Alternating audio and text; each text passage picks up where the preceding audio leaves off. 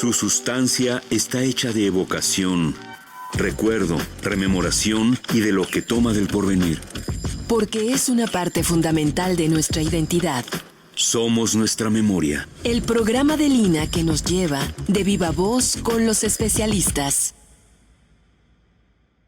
¿Qué tal? Muy buenos días, amigos. Bienvenidos, bienvenidas. Bienvenidos a Radio INA. Mi nombre es José Ángel Domínguez y a nombre de la Secretaría de Cultura y el Instituto Nacional de Antropología e Historia, los invitamos a acompañarnos en la emisión de la serie Somos Nuestra Memoria.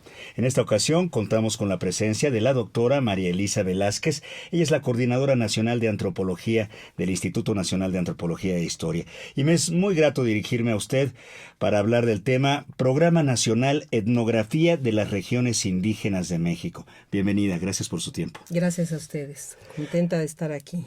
Pues, digamos, para abrir la plática y familiarizar a los escuchas que no estén relacionados con el tema, ¿nos podría decir, doctora, qué es la etnografía? Claro que sí, José Ángel. La etnografía es una disciplina que nació como una rama de la antropología que se dedica a estudiar, a conocer, a construir conocimientos relativos a los grupos culturales, a las conocidas como etnias, a los grupos étnicos de distintas características.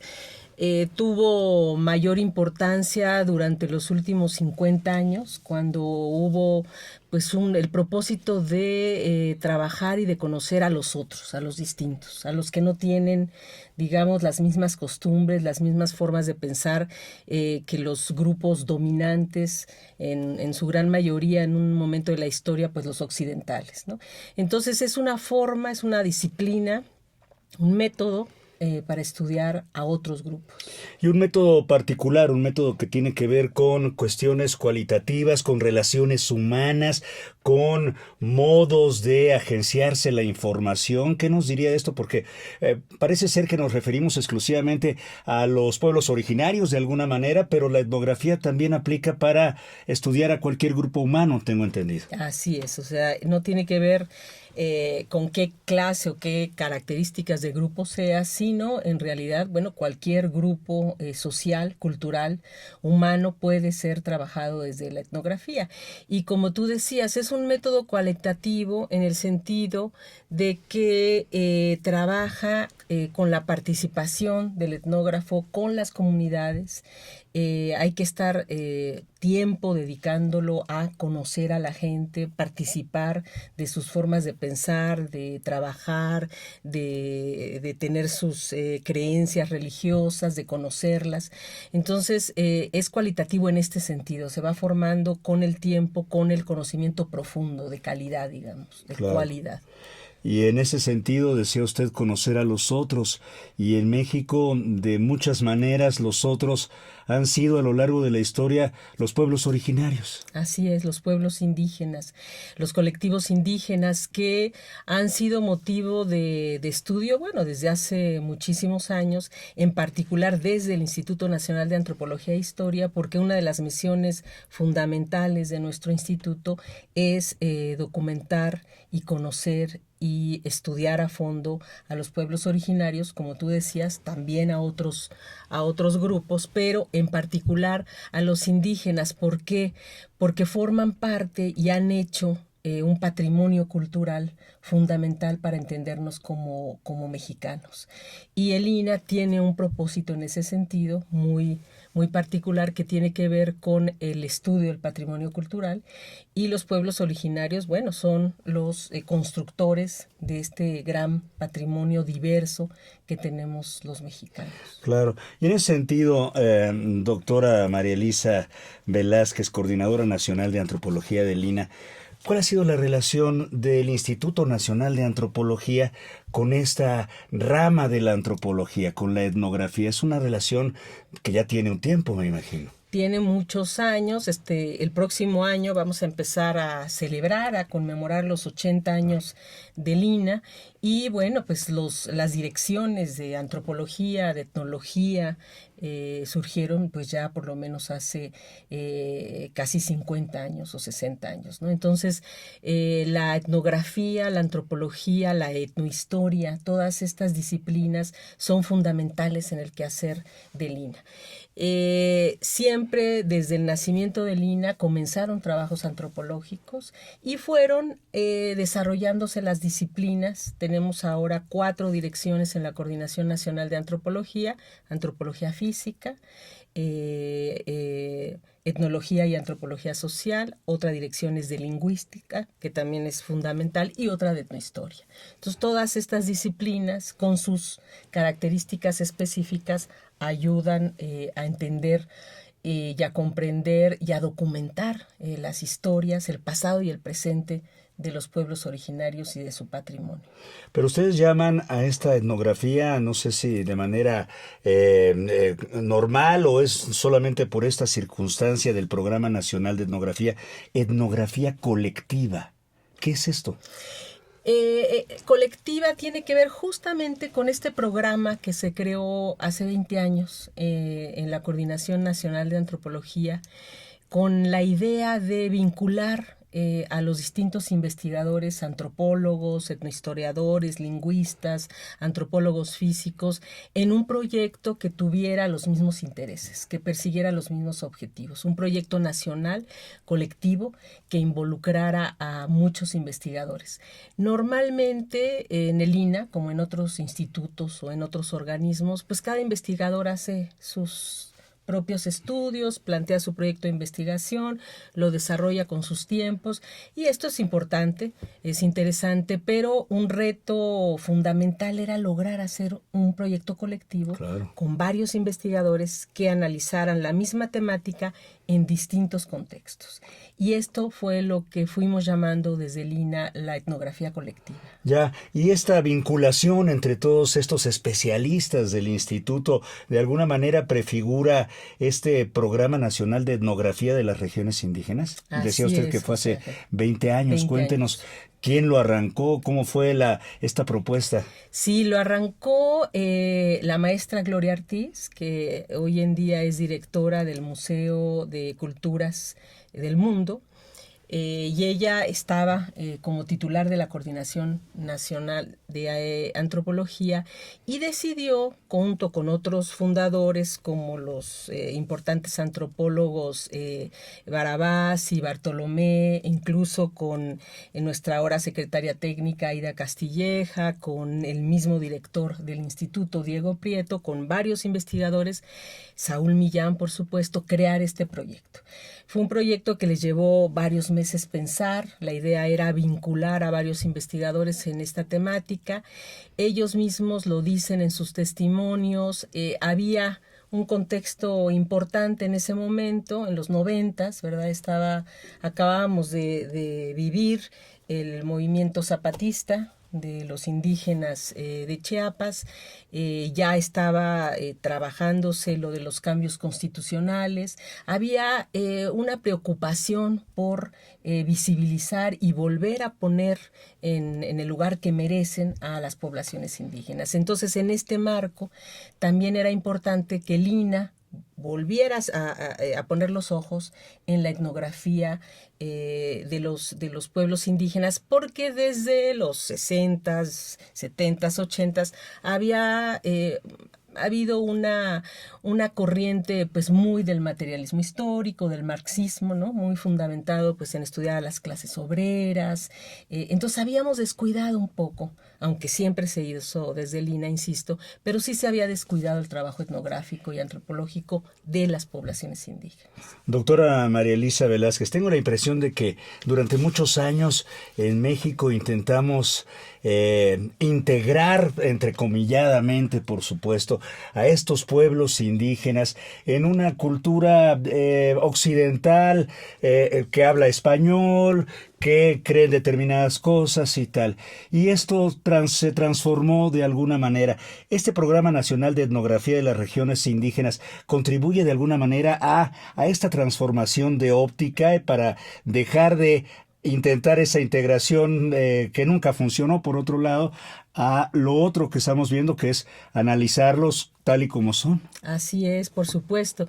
O sea, este proyecto, que primero fue un proyecto y después en 2013 se convirtió en un programa nacional, comenzó con el interés justo de entender, de comprender y de documentar la diversidad cultural, ¿verdad? No esta idea de que primero pues todos los indígenas son iguales o que todos los indígenas van a lograr el desarrollo y se integrarán al modo occidental de vida, sino todo lo contrario, entender que estas poblaciones tienen sus propias formas de organización, su patrimonio cultural, sus saberes, sus formas de entender la vida y que son muy valiosos, no solo como patrimonio cultural, sino como parte de la diversidad que caracteriza a las sociedades humanas y que tenemos el privilegio de tener en un país como México. Entonces, este proyecto a lo largo de 20 años ha documentado pues a una cantidad considerable de comunidades y pueblos indígenas con esta, como tú dices, gran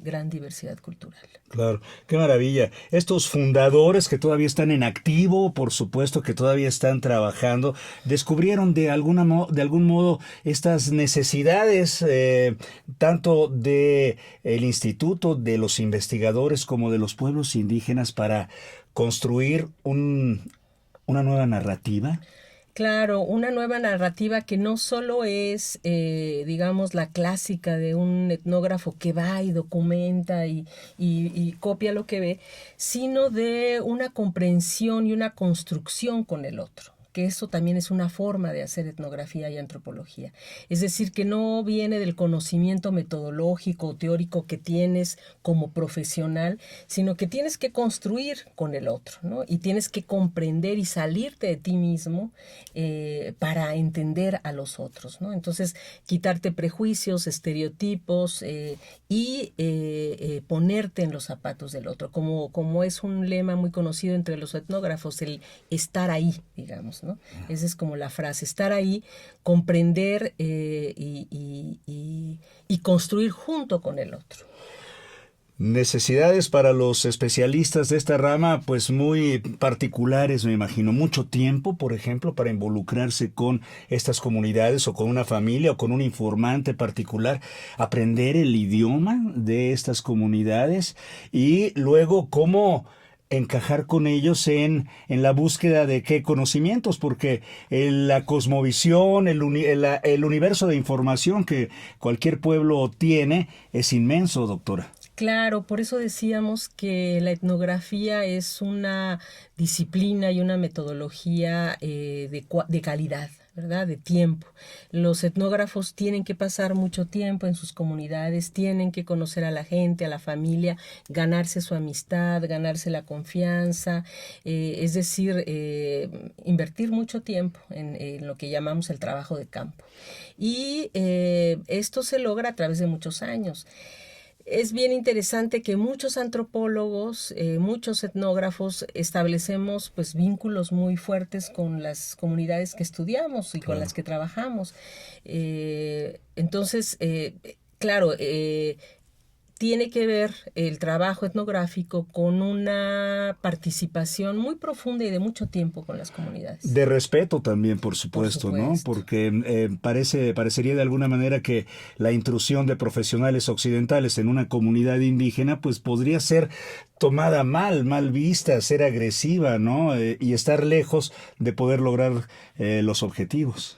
Pero además, José Ángel, muchas veces se quejan las mismas comunidades, es que vienen antropólogos documentan, nos preguntan, sacan fotos, se van y luego nunca los volvemos a ver y nunca volvemos a ver el trabajo que sacaron de nuestras comunidades.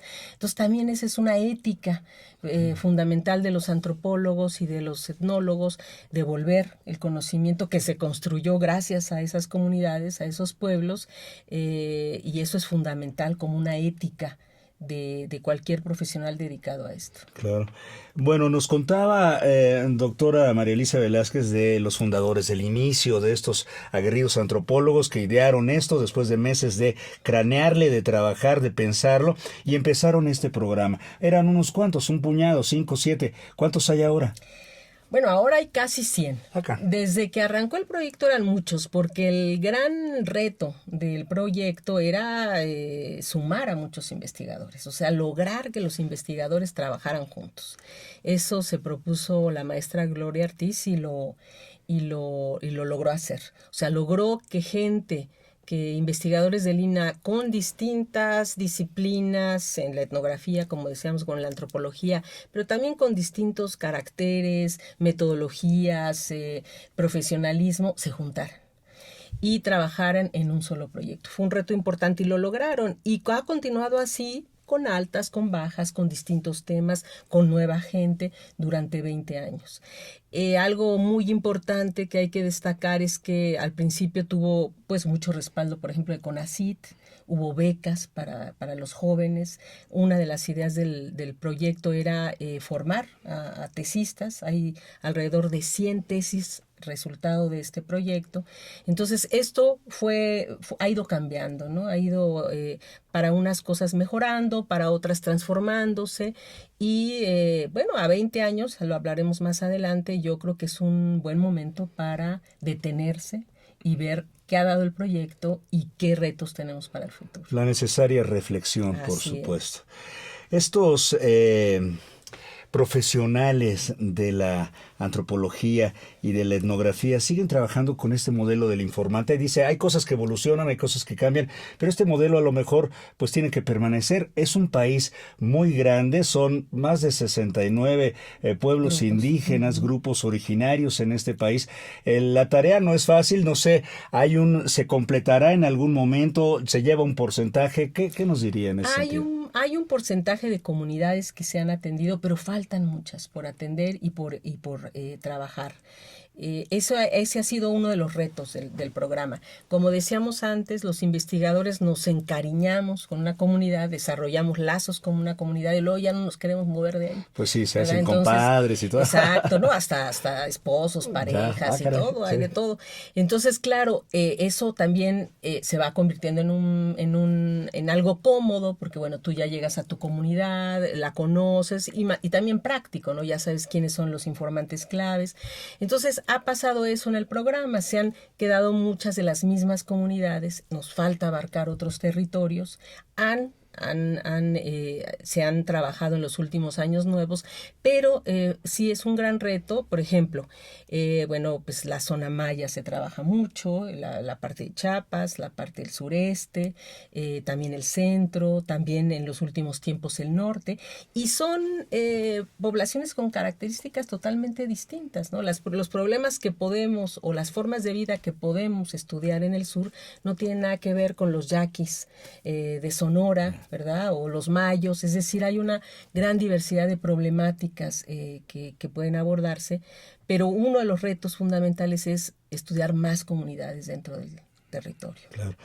Cuando suceden estas circunstancias de cercanía con las comunidades, de interrelación, de matrimonios, inclusive, no pierde el instituto un investigador que pierde objetividad. La comunidad gana a un profesional, pero el instituto no pierde un investigador. No, gana un informante. Gana un informante. Yo creo que también esa relación, como tú decías, del informante está cambiando. Ahora hay una idea del conocimiento más de construcción mutua. Es decir, uno tiene ciertas metodologías, ciertas formas de ver cómo se documenta lo que estás trabajando, pero también es importante reconocer que los otros tienen sus saberes y su forma de entender su realidad. Entonces, yo creo que eso ha cambiado también en 20 años, hay una relación más horizontal de construcción del conocimiento, no como el experto que va a ver cómo son los otros, sino el profesional que va y con los otros construye un conocimiento, que es distinto, ¿no? Sí, y más deseable, por supuesto, Así ¿no? es. Se ha trabajado a lo largo de estos 20 años en ejes temáticos diferentes. Ha habido 3 etapas importantes, ¿no? 3 etapas que se han definido por varias cosas, pero la primera, que fue la que fundó fundamentalmente Gloria Ortiz, estuvo estructurada por 5 líneas. ¿Qué son esas 5 líneas? Pues eran los ejes temáticos que guiaban la investigación. Por ejemplo, la primera fue estructura social y organización comunitaria. Entonces, todos los equipos regionales, así les llamamos, iban y trabajaban ese tema en sus distintas comunidades, desde los mayas o los otomís o los mayos hasta los nahuas de Guerrero o los nahuas del Estado de México. Organización social. Entonces, todos iban, trabajaban esos temas, pero además también reflexionan teóricamente sobre esa temática. O sea, se llevan talleres teóricos, se discuten las temáticas y luego se va a campo y se recoge información y luego se escribe sobre la temática. Y así ha funcionado el proyecto. Cada año o cada 2 años, dependiendo de la problemática que se ha trabajado, van cambiando, ¿no? Entonces, los primeros fueron estructura social y organización comunitaria, luego el segundo, territorialidad, santuarios y ciclos de peregrinación, luego relaciones interétnicas e identidad, sistemas normativos, conflictos y nuevas alternativas religiosas. El último de esa etapa fue la migración indígena, causas y efectos en la cultura, la economía y la población. Entonces, fueron los primeros años, ¿no? La segunda etapa, de 2005 a 2008, ha tenido también algunas líneas como procesos rituales, cosmovisiones y mitología, chamanismo y nahualismo, temas muy, muy ligados, muy vinculados al quehacer antropológico, digamos, más clásico, por decirlo de alguna manera, los temas más clásicos de la antropología y de la etnografía. Y la tercera etapa, que es de 2009 a 2014 y luego 17, porque hubo ahí un paréntesis, se trabajaron etnografía del patrimonio biocultural de los pueblos indígenas y procesos socioambientales y diversidad cultural, discriminación y desigualdad social. Entonces podemos ver que los últimos temas que se han trabajado ya no son los de esta antropología clásica, sino que son temas que preocupan más en el presente, incluso a las poblaciones indígenas, ¿no? Temas como los del patrimonio biocultural, los procesos socioambientales, pues son temas que las comunidades están enfrentando, problemáticas de qué sembrar, cómo sembrarlo, y también la desigualdad y la discriminación, ¿no? Que es un tema pues que también se enfrenta y se preocupa la sociedad mucho por él. Claro, porque los pueblos indígenas son poseedores también de una gran riqueza intelectual, de conocimientos, de sabidurías que han preservado a lo largo de las generaciones, ¿no? Y luego tengo la impresión de que muchos pueden sospechar de que la gente de fuera llega a llevarse sus conocimientos, ¿no? Sin aportar nada a cambio. Sí hay una aportación en relación a las necesidades de los pueblos indígenas. Este programa ha detectado y ha aportado. ¿Qué nos diría? Sí, claro que sí. O sea, hay varias formas de aportar que también tienen que ver con la misión del INA, ¿no? Que es hacer conocimiento y construir conocimiento para uso social y para beneficio social. Bueno, por un lado se han atendido problemáticas que tienen las poblaciones indígenas, como decíamos, bueno, pues la migración, estos problemas socioambientales, la discriminación, y también ha habido incidencia porque se hacen conferencias, se hacen mesas redondas, se hablan con algunas instituciones para tener incidencia y que este conocimiento que se tiene en grandes libros o en grandes atlas, pues sirva para crear política pública, sirva para la defensa del territorio de las comunidades indígenas, para los megaproyectos que ahora pues han lastimado mucho los territorios indígenas. Entonces, todo este conocimiento, incluso para los peritajes antropológicos que ahora vemos que se presentan usualmente. ¿Qué son los peritajes antropológicos? Son cuando las comunidades, para defender, por ejemplo, su territorio, quieren probar que son pueblos originarios, que tienen derechos sobre su territorio. Entonces, esto que tenemos en antropología, que son la documentación de toda esta historia, le sirve a los pueblos indígenas justamente para defender sus territorios. Entonces, hemos visto que todo esto pues tiene una utilidad concreta, sobre todo en estos últimos años en donde ha habido, como decíamos, esta presión hacia los territorios indígenas. Claro. Si cambia y evoluciona la visión del profesionista, del profesional de la etnografía, de la antropología, por supuesto evolucionan también las comunidades y los pueblos indígenas. Luego tenemos la sensación de que esas comunidades permanecen aisladas en el tiempo, intocadas, inamovibles, y eso no es así. También cambia. De ninguna manera cambia, por supuesto, y ahora vemos incluso, ¿verdad?, a miembros de las poblaciones indígenas estudiando antropología, estudiando derecho, defendiendo sus tierras, sus derechos culturales, estudiándose a sí mismos. Es decir, ya hay un cambio muy fuerte y muy importante y muy benéfico de las poblaciones indígenas como protagonistas de su historia, ¿no? Entendemos entonces mejor, doctora María Elisa Velázquez, coordinadora nacional de Antropología del INA, ¿entendemos mejor a nuestros pueblos originarios? Creo que sí, creo que sí. Tenemos muchos retos, de eso vamos a hablar más adelante cuando presentemos el coloquio. Tenemos todavía mucho que hacer. Creo que sí los entendemos más en el sentido de esta relación más horizontal, ¿no? No del que sabe y el que no sabe, sino de construir un saber entre varios. Creo que sabemos más y tenemos mejores métodos para conocernos.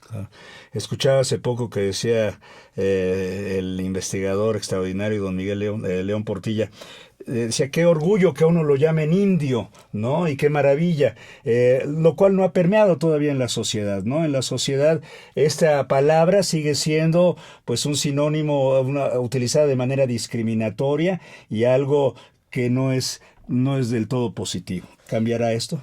Tiene que cambiar. Falta mucho y existen muchos retos y muchos prejuicios, toda una historia no solo de conquista y colonización, sino la construcción, como tú lo decías antes, de la nación mexicana independiente se hizo a través de estereotipos y de prejuicios sobre las poblaciones indígenas. Entonces, yo creo que empieza a haber, y se ve mucho en las cifras, en los últimos censos, cada vez más mexicanos se autoadscriben como indígenas.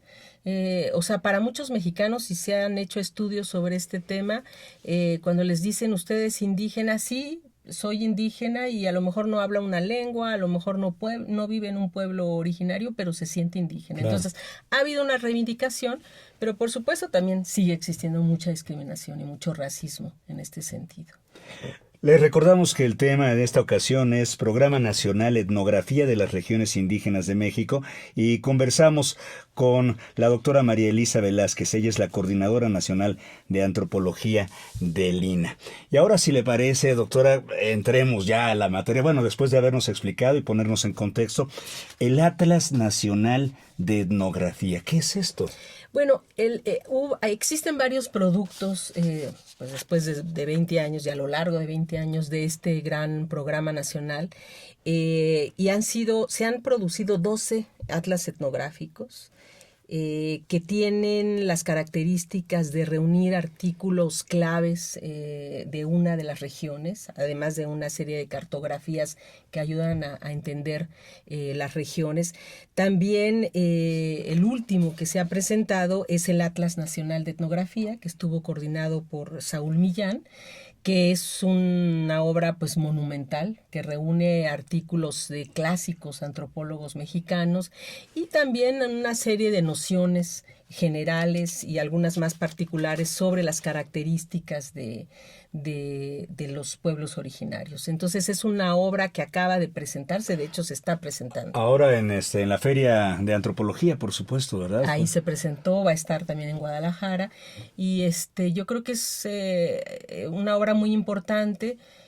Ha habido otros atlas de las regiones, hay un atlas del Estado de México, hay un atlas de Hidalgo, en fin, ha habido una producción extraordinaria de este proyecto, muchos ensayos, muchas reseñas, en fin, una producción muy fuerte. Y los atlas son pues muy atractivos porque te ayudan a ver en un solo libro, una sola obra, pues muchos aspectos relacionados a una región. Y básicamente tengo entendido que un atlas es un mapa, ¿no? O sea, son mapas, cartografías, en las cuales, bueno, acompañados de notas y artículos también que hacen referencia a esto. Claro, aquí es un poco distinto. La concepción del atlas no solo es cartográfica, es más bien una serie de artículos clásicos, desde Aguirre Beltrán hasta los Bartolomé, insisto, una serie de antropólogos clásicos y algunas nociones sobre qué es una región, etcétera, que ayudan a complementar una idea de lo que es la etnografía. Entonces, no solo hay mapas, sino que hay artículos muy valiosos. Y qué bueno que nos comenta esta cuestión de las regiones, porque usted justamente mencionaba que se ha dividido el país para su estudio en regiones, no es nada más por lugares específicos, y sabe, bueno, este antropólogo quiere ir a Teotihuacán, es parte de una región. Exacto, es que ese es un gran debate dentro del programa y del proyecto. ¿Qué es la región? Que de hecho, ahorita hablamos de eso. ¿Qué es la región? ¿Son los estados? ¿O las regiones se hacen culturalmente? ¿O las regiones se hacen económicamente? ¿O incluso hay regiones de migrantes? O sea, podemos encontrar nahuas en una zona, pero también nahuas migrantes en el norte. Entonces es un concepto polémico que ha despertado mucho debate. Y dentro del proyecto, pues por supuesto que también, ¿no? Y eso enriquece mucho la concepción de lo que es una región o un territorio. Ya. Y se exploran, digamos, todas estas posibilidades. Dice usted, la comunidad zapoteca en Estados Unidos conforma una región junto con los juchitecos que permanecen acá, ¿no? Exactamente. A pesar de los miles de kilómetros de distancia. Exactamente. Puede haber vínculos religiosos, incluso relaciones, ¿no? Porque estos zapotecos regresan a sus pueblos originarios a veces en vacaciones, cuando pueden, mandan dinero, entonces efectivamente hay vínculos continuos, ¿no? Y se reproduce una cultura, una forma de organización, de parentesco en otra región, pero con muchas características similares. Diríamos entonces que estos atlas de etnografía tienen funciones específicas, decía usted, pueden orientar a la creación de políticas públicas que sean más efectivas en cualquier tema de los que estemos hablando, por ejemplo. Así es un atlas, este último, sobre todo el Atlas Nacional, que puede estar dirigido a especialistas, pero también a las propias comunidades para documentar su riqueza, su diversidad, y como tú dices, a organismos que trabajen con comunidades indígenas, que tengan que tomar decisiones que, aunque no sean directamente de las comunidades indígenas, afecten. Y bueno, pues ahí hay un material muy importante para ser consultado. Doctora María Elisa Velázquez, este esfuerzo que tiene 20 años, un poco más tal vez, ha podido conectarse con especialistas fuera del campo de la antropología y de la etnografía. Sí, ha habido momentos en la historia del programa que ha habido vínculos con el extranjero. Cuando cumplió 15 años hubo un congreso importante. A lo largo del trabajo los investigadores hacen redes porque funciona a partir de coordinaciones regionales. Entonces los coordinadores regionales, que son investigadores, tienen grupos de investigadores y estos pues hacen simposios, congresos, se vinculan con el extranjero, presentan ponencias fuera. Entonces sí hay una red importante que tiene que ver con el quehacer pues de otros países, ¿no? Me imagino que cuando un profesional de este campo del conocimiento decide involucrarse con una comunidad particular, es un compromiso pues casi para el resto de sus días. O sea, no es un compromiso que diga uno, bueno, pues ya llegué, levanté mis datos, ya me voy, no regreso. Así es. Siempre recuerdo, yo trabajé mucho con la doctora Catherine Good, que es investigadora del INA en la Escuela Nacional de Antropología e Historia, y una vez la acompañé a una población. Ella trabaja los pueblos nahuas de Guerrero, y pues todas eran sus comadres y todas la conocían. La doctora Good habla náhuatl. Ella es estadounidense, pero habla muy bien el náhuatl. Entonces me impresionó mucho que pues en cada esquina y en cada casita tenía ahijados y le festejaban y la invitaban a comer. Entonces, claro, se hace una relación muy, muy, muy fuerte con la gente con la que uno trabaja. Qué maravilla. ¿Qué reflexión le genera, doctora, el hecho de que este proyecto ya cumpla 20 años de existencia? Una reflexión en cuanto a lo que ha significado, pero también hacia dónde puede ir. Ese es justo el motivo del coloquio que vamos a organizar mañana y pasado mañana. Este año nos hemos dedicado, porque así lo pidieron varios de los investigadores del programa, en la reflexión de qué hemos hecho, que sin duda ha sido mucho, y ahora cuáles son los retos del programa. Tenemos que reflexionar pues varias cosas. Primero, justamente, ¿qué es la región? Que va a ser uno de los ejes de reflexión durante el coloquio.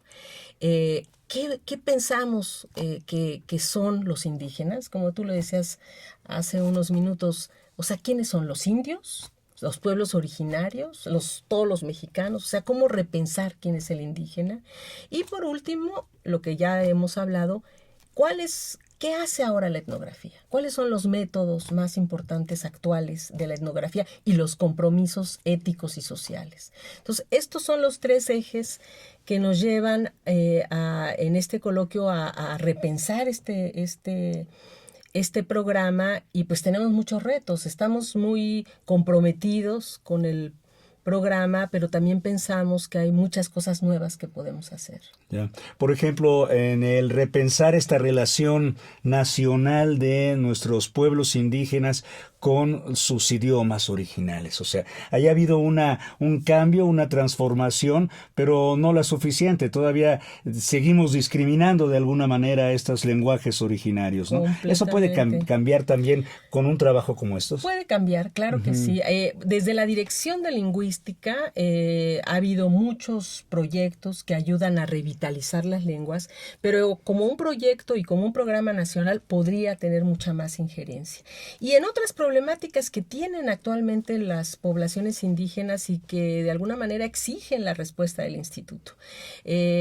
Por ejemplo, el cuidado de sus derechos colectivos, ¿no?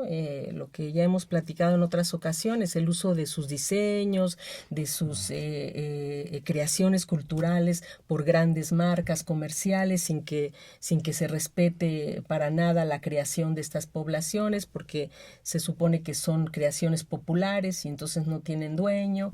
La defensa de sus territorios ante el gran desarrollo de los megaproyectos turísticos, mineros, y otro gran reto que tú señalabas muy bien, que todavía existe la discriminación y el racismo. O sea, en el fondo sigue existiendo esta idea de enaltecer a los pueblos prehispánicos, porque tenemos nuestro gran museo de antropología y ningún mexicano reniega de estas grandes pirámides de Teotihuacán y de Uxmal y de Palenque, pero nuestras poblaciones indígenas tienen grados impresionantes de marginalidad, de pobreza y de falta de servicios. Entonces, esos son los retos que también como proyecto de etnografía pues tenemos que replantearnos y buscar formas que ayuden y que incidan a que estas poblaciones se beneficien de estos estudios y encuentren desde el Estado mejoras a sus condiciones de vida. resulta fascinante y el reto es monumental si se considera todas las aristas, todas las ópticas que pueden ser implicadas en el análisis de una comunidad, en la vida de una sociedad. Pero, por ejemplo, y decía usted, cuestiones de discriminación. Las mujeres es otra de las cuestiones, esa relación entre de los pueblos originarios con sus mujeres es otra de las cuestiones que ha sido, digamos, debatida, analizada y también criticada. Así es. Y, por ejemplo, en el programa no tenemos ninguna línea que trabaje género. Entonces, quizá género entre las poblaciones indígenas. Quizá esa tendría que ser una línea de investigación. O, por ejemplo, la niñez. ¿Qué pasa con los niños indígenas, los niños y las niñas indígenas, ¿no?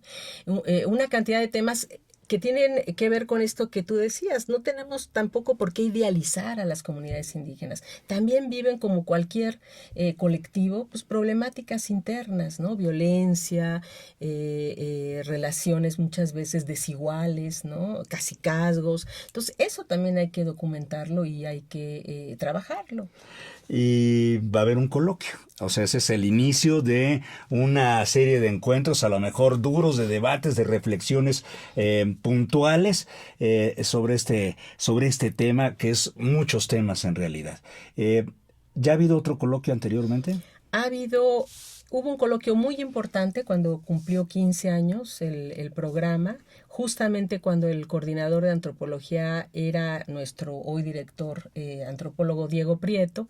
Ahora son los 20 años. Ha habido congresos importantes, también ha habido muchos seminarios internos, pero yo diría que este coloquio tiene algunas particularidades y que lo diferencia de otros que ha habido. Una es que vamos a tener a 3 invitados internacionales de Latinoamérica. Queremos revisar las miradas desde el sur, digamos. Va a venir un brasileño que ha estudiado el territorio, que se llama Rogerio Hasbert. Va a venir Rosana Guber, de Argentina, que ha trabajado también mucho a las poblaciones indígenas, y viene una colombiana, Miriam Jimeno, que también ha hecho trabajos importantes en el tema de lo indígena, ¿no? Hemos escogido a estos 3 especialistas, cada uno ha trabajado particularmente estos 3 ejes que estamos queriendo debatir: región o territorio, indígena y etnografía.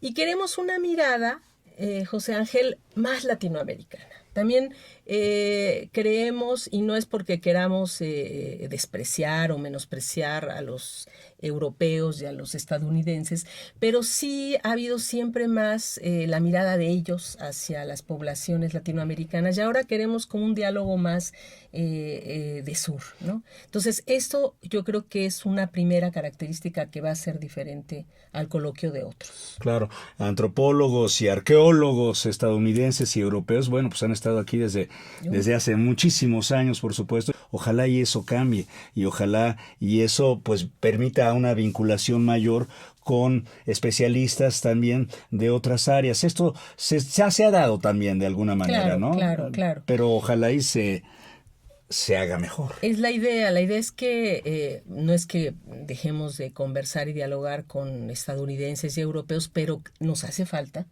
trabajar con brasileños, con colombianos, con argentinos, con bolivianos, y yo creo que eso podría enriquecer mucho nuestros estudios, porque pues a veces enfrentamos problemáticas muy similares, ¿no? Otra cosa que creo que distingue al coloquio de otros que se han hecho es que vamos a tener mesas de conversaciones invitando a los representantes de las comunidades indígenas, y también invitando a instituciones que trabajan o que tienen que ver con políticas públicas relativas a las poblaciones indígenas. Va a haber una mesa, por ejemplo, donde va a haber un representante de CONAPRED, el Consejo Nacional para Prevenir la Discriminación, también va a estar la visitadora de la Comisión Nacional de Derechos Humanos, va a estar Adelfo Regino, representante de pueblos indígenas. Es decir, queremos que tener un diálogo entre instituciones que toman decisiones, los pueblos indígenas y los académicos, ¿no? Muy interesante. Ojalá llegue a buen puerto. ¿Hay tendencias en la etnografía mundial? Yo creo que sí, yo creo que las tendencias tienen que ver, como decía antes, en este diálogo más horizontal, en no considerar a los otros como diferentes. Hace poco visité el Museo del Hombre en París, que pues, se ha convertido en un museo etnográfico, también el Quai Branly, y si uno ve, ahí hay una lectura de lo etnográfico pues muy distinta de la que se hacía antes, ¿no? En este sentido, representar a todas las comunidades como comunidades igualitarias, en el sentido de que unas no son diferentes o más exóticas. Por ponerte un ejemplo, ahí en el Museo del Hombre hay en el museo unos videos de cómo viven familias del centro de París, de Australia y del Amazonas en un día cotidiano, en que te despiertas, que desayunas, que haces después, y se pone en el mismo nivel, sin hacer diferencias de algo que sea más civilizado o menos civilizado, sino diferentes formas de vivir. Entonces yo creo que esta es la tendencia etnográfica actual, ¿no? Entender que somos grupos humanos diversos, diferentes, y que bueno, pero iguales. Claro, y esa sería una gran idea para un museo en México también, ¿no? Por supuesto. Híjole. Nos faltan buenos museos etnográficos. Sí, hay muchas necesidades todavía para subsanar en ese ámbito educativo, cultural, de la academia y su vinculación con la sociedad. Es un espacio en donde se viera cómo los indígenas mexicanos viven aquí y ahora. Sería sensacional. ¿No hay un proyecto en ese sentido así? Yo espero que sí. Tenemos la idea de tener una gran exposición de este programa de etnografía y queremos incluir una perspectiva como la que tú señalas. Pero sí, yo creo que las exhibiciones museográficas tienen que cambiar en ese sentido. Incluso como se hacía en otros tiempos en el Museo de Culturas Populares, no sé si se acuerden, pues se invitaban a los colectivos a que ellos hicieran los guiones e hicieran las representaciones. Ahora no se hace mucho eso, pero yo me acuerdo muy bien cuando vinieron los pescadores y hacían su exhibición, cuando los de Tepito hicieron su exposición, y ellos iban y ayudaban a hacer el guión y montaban las exposiciones. Tenemos que hacer eso, tenemos que construir del mismo nivel que se hace la etnografía, los espacios museográficos, por supuesto. Doctora Velázquez, pero ¿es usted optimista en ese sentido de que en un país con tantas necesidades, con tantas carencias, con tantas circunstancias que pueden ser adversas en lo económico y demás, pues logre la academia, un instituto tan importante como es el Instituto Nacional de Antropología e Historia, pues sensibilizar a la sociedad, a su clase política, para adentrarse en estos temas de manera más profesional, de mejor manera? Yo creo que sí. O sea, no solo lo deseo, sino estoy convencida que es la única forma de que podamos avanzar. O sea, las cosas han cambiado, estamos cambiando, tenemos nuevos retos y tenemos que hacer de otra forma nuestras instituciones. Y tenemos una deuda histórica con estas poblaciones indígenas, con los pueblos afromexicanos, con otros colectivos que tenemos que saldar, y es el momento. Y una de las formas de saldarla es visibilizando su riqueza, involucrándolos en las tomas de decisiones, en la forma en que quieren ser representados. Claro. Ahora que al inicio de esta charla que amablemente usted concede a Radio INA, nos platicaba, decía algo sobre nuestro fabuloso Museo Nacional de Antropología, y recordamos aquí en el programa que sí, en el Museo Nacional de Antropología el segundo piso es etnografía, pero es un piso que la gente ya casi no llega, o sea, o se cansa abajo o algo sucede, pero es mucho menos visitado, estoy casi seguro, que la parte de abajo. Sí, bueno, los que siempre quieren subir al segundo piso son los niños. Sí. Les encanta y no quieren que les muevan nada, les gusta ver las casitas y los maniquís y todo. Pero sin lugar a dudas, es un reto muy importante. Hay que cambiar la perspectiva etnográfica y darle más importancia. Estoy convencida de que eso lo tenemos que hacer. Tenemos muy buenos antropólogos en el INA, muy buenos antropólogos que hacen curadurías. Unos de ellos están en el Programa Nacional de Etnografía, varios curadores, Lourdes Báez, Leopoldo, están varios del Museo Nacional de Antropología, y pueden, y de hecho lo han comenzado a hacer. Hay algunas exposiciones en la parte etnográfica que empiezan a ser un poco diferentes. La de los huicholes, por ejemplo. Claro. Las nuevas tecnologías estarán aportando también para hacer esta investigación más precisa, más rápida, de mejor manera, sin falsear, que la visión del estudioso no opaque de alguna manera la realidad. Por supuesto. Estábamos planeando, de hecho, un proyecto que vamos a ver si madura, de construir una plataforma de patrimonio cultural junto con las comunidades, que lo han hecho otros países en proyectos etnográficos, donde junto con la comunidad se construyen, por ejemplo, catálogos de objetos representativos, de rituales, pero como patrimonio cultural, ¿no? Entonces ahí las plataformas digitales son fundamentales porque se hacen videos, porque se sube a las páginas. Y así también es más difícil que se plagien y que falseen y que usen el patrimonio las grandes empresas sin dar los créditos y los permisos correspondientes. Y también los moches ahí, digo, Así es. ¿no? Las aportaciones. ¿Los jóvenes están interesados en la etnografía? ¿Los jóvenes estudiantes de antropología? Sí, cómo no. Siempre tenemos una gran demanda de estudiantes en antropología, etnografía. Lo que nos falta es oferta. ¿No? Pero sí, bueno, la Escuela Nacional de Antropología ha sido pionera, también está cumpliendo este año 80 años de su fundación.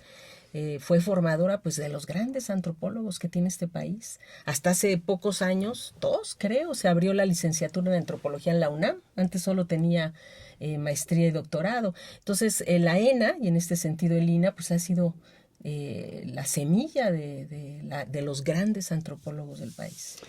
Este coloquio, 20 años de etnografía colectiva en el INA, reflexiones y debates.